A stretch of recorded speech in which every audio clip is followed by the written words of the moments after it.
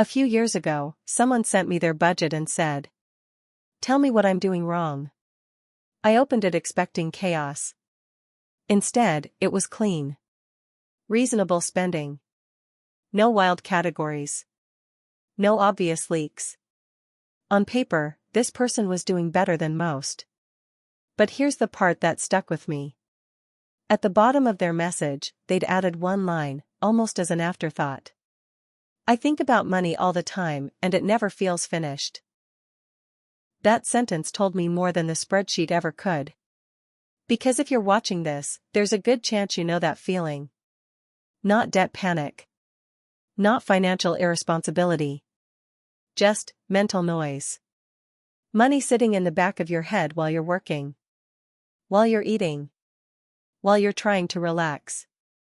You're not confused about what to do. You're exhausted by how much thinking it takes to keep doing it. And that's the uncomfortable truth most financial advice skips.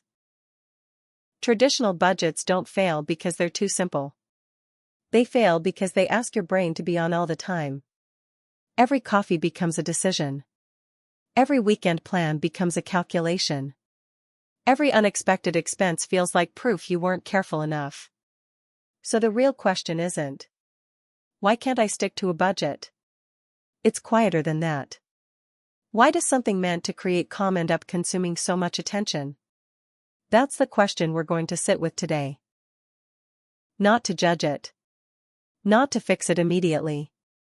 Just to understand why smart, capable people so often feel like they're failing at something that looks easy from the outside. Most conversations about budgeting start in the wrong place. They start with behavior. Spend less. Track everything. Be consistent. Just stick to it. And if the system collapses, the assumption is quiet but heavy. You didn't try hard enough. But here's what I've noticed again and again. The people who struggle the most with budgeting are often the most conscientious. They care. They notice. They want to understand their money, not avoid it. That matters. Because what looks like a discipline problem is usually a cognitive one. Budgets ask your brain to do a strange thing. They ask it to hold dozens of micro-decisions in active memory at all times. Rent. Groceries. Subscriptions you forgot you had. Social spending that doesn't happen on a schedule. Future expenses that haven't arrived yet but feel close enough to worry about. None of this is hard individually. What's hard is carrying all of it at once. This is where macro-financials come in. We will tell you the financial stories, problems, and their solutions. Remains with us and subscribe this channel if you want to listen similar stories like this one. Not in the sense of big institutions or market headlines, but in how your personal system interacts with your mental bandwidth. We're not here to shame spending. We're here to ask a more useful question. What does your money system demand from your attention every single day? Because attention is finite. You wake up with a limited amount of mental energy. Work uses some. Relationships use some.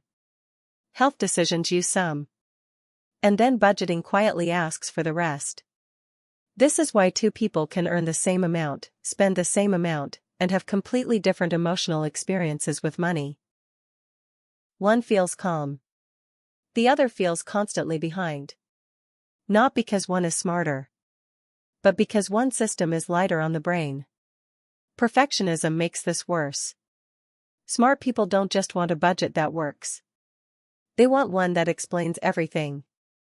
Every dollar accounted for. Every deviation justified. Every month optimized. But life doesn't arrive in clean categories. Birthdays show up. A friend needs help. You're tired one evening and order food even though the fridge is full. The budget marks this as an error. Your brain marks it as failure.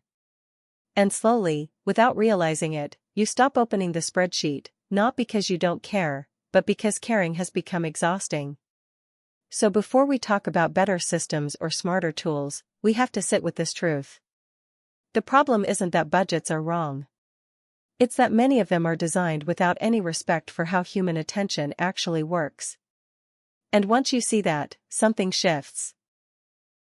There's a quiet pattern I see over and over. People who are good at thinking struggle the most with budgeting. Not because they can't do the math, but because they do the math constantly. Every decision branches into 5 more decisions. If I spend this here, does it affect next month? Should I rebalance categories now or wait? Is this a one-time expense or a new pattern?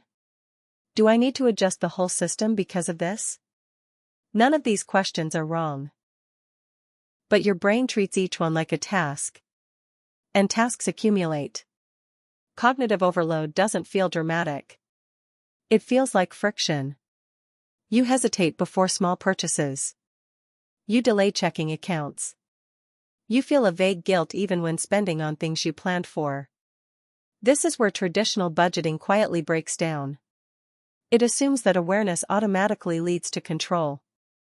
But psychologically, awareness without relief creates tension. Think about it like this.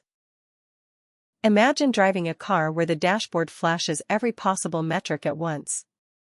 Fuel efficiency, engine temperature, tire pressure, projected maintenance costs. Nothing is broken. But you're constantly monitoring. Eventually, you stop enjoying the drive. That's what happens when budgets turn into surveillance systems instead of support systems. And perfectionism tightens the loop. Because once you know where every dollar goes, there's an unspoken expectation. You should now make the best decision every time. But life isn't optimized. Energy fluctuates. Priorities shift. Some days you choose convenience over efficiency, and that's not a moral failure. Yet the budget records it like one. So smart people start doing something subtle. They avoid the system. Not completely. Just enough to breathe. They stop updating it weekly. Then monthly. Then only when something feels wrong. And eventually, they tell themselves a story. I'm just not a budgeting person. Which is rarely true. What's really happening is that the system is asking the brain to carry more certainty than real life can provide. And here's the important shift, one that changes everything. The goal of a money system isn't to explain every dollar. It's to reduce the number of decisions your future self has to make. When a system does the opposite, when it increases decision-making, it doesn't matter how smart or motivated you are. Fatigue wins. The shift usually doesn't happen during a big financial mistake. It happens during something small. A purchase you planned for. Money you set aside intentionally. And still, that familiar discomfort shows up. That's when people start questioning themselves. Why am I anxious if I followed my own rules? Why doesn't this feel like progress? That question is the crack in the wall. Because what finally clicks for many people is this. The stress isn't coming from spending money. It's coming from thinking about money all the time. Budgets are supposed to create certainty. But for analytical minds, they often do the opposite. They expose how little certainty actually exists. You realize the numbers don't settle anything. They just update the story. Next month always exists. Unexpected expenses always exist. Future versions of you keep showing up with different needs. And suddenly, the goal of perfect tracking feels strange. Not impossible. Just misaligned. This is the moment people stop asking, how do I control my spending better? And start asking something quieter. What kind of financial system would let me think about money less? That's a completely different question. It shifts the focus from precision to relief. From optimization to sustainability. From control to trust. Not blind trust. Structural trust. Trust that the system can absorb normal human behavior without punishing it. This realization doesn't make people reckless. It makes them calmer. They stop reacting to every category shift like it's a failure. They stop rebuilding the system every time life changes. They begin to see money less as a test, and more as a tool that should adapt. And once that mental shift happens, behavior changes naturally. Not dramatically. Not overnight. But steadily. What's interesting is that once people stop trying to fix themselves, their behavior starts shifting on its own. Not because they found a better spreadsheet, but because the pressure came off. Instead of asking, "Did I break my budget?" they start asking, "What keeps tripping me up over and over?" That question is softer. And more honest. For some people, they notice that certain categories are always tight. Not because they're irresponsible, but because those areas carry emotional weight. Food, for example. Not groceries in theory, but food in real life. Long days. Low energy. The relief of not cooking. When the system treats that as a recurring failure, the brain resists. When it treats it as a known pattern, something changes. People start experimenting, not optimizing. They widen a category instead of squeezing it. They automate what they can so fewer decisions show up daily. They stop adjusting numbers constantly and let patterns reveal themselves. This is macro financial thinking at a personal level. Zooming out just enough to see trends without micromanaging moments. Another subtle shift happens around timing. Instead of checking money constantly, people create distance. Weekly glances instead of daily monitoring. Monthly reflections instead of constant corrections. And here's the surprising part. Spending often improves when attention decreases. Because decisions are no longer made under self-surveillance. They're made with context. People begin trusting the structure. Not because it's perfect, but because it's forgiving. And forgiveness, in systems, is underrated. A system that allows small deviations without emotional consequence is one people return to. A system that demands perfection is one people quietly abandon. So behavior changes, but it looks boring from the outside. Less tweaking. Less reacting. More consistency. Not because the person became more disciplined, but because the system stopped demanding so much mental energy. What surprised me most, watching people go through this shift, was how quickly it spilled into investing. Not strategy. Not asset allocation. Confidence. Before, investing felt heavy. Like another thing that needed to be constantly monitored, adjusted, justified. People would ask questions like, "Am I investing enough? Should I pause investing until my budget is perfect? What if I need this money later?" Those questions don't come from ignorance. They come from mental overload. When your day-to-day money system already feels fragile, long-term investing feels risky, even when it isn't. But when budgeting becomes lighter, something subtle happens. People stop treating investments like fragile glass. They stop checking balances compulsively. They stop interpreting short-term fluctuations as personal mistakes. Because the foundation underneath feels steadier. This is where macro financials really matter. Not the market. Not interest rates. But the relationship between your attention and your money. When your system doesn't demand constant input, investing finally gets to do what it's supposed to do, sit quietly in the background. People begin thinking in ranges instead of exact numbers. In trajectories instead of outcomes. They stop asking, "Is this the perfect move?" And start asking, "Is this reasonable for the kind of life I'm living right now?" That's a much healthier question. And ironically, it leads to better long-term behavior. More consistency. Fewer emotional reactions. Less tinkering during market noise. The people who succeed long-term aren't the ones who think about money the most. They're the ones who built systems that let them think about it the least, without losing awareness. That balance is rare. And once you feel it, you don't want to go back. When people realize their budget is mentally exhausting, their first instinct is usually to upgrade it. A new app. More automation. Better categorization. None of that is wrong. But here's the pattern that shows up. They recreate the same pressure, in a more sophisticated format. Instead of tracking fewer things, they track cleaner. Instead of fewer decisions, they build smarter rules. And slowly, the mental load creeps back in. Because the core assumption hasn't changed. The assumption is still. If I design the perfect system, I'll finally feel calm. But calm doesn't come from perfection. It comes from tolerance. Smart people often underestimate this. They assume more insight will equal more peace. But insight without boundaries becomes rumination. This is where macro thinking matters again. You don't need a system that explains your life. You need one that survives it. That means accepting something uncomfortable. Some inefficiency is not only inevitable, it's healthy. A budget that absorbs irregular spending without forcing a reaction. A plan that doesn't demand interpretation every time something shifts. Another mistake people make is trying to optimize away emotion. They tell themselves, if I just remove feelings from money, this will get easier.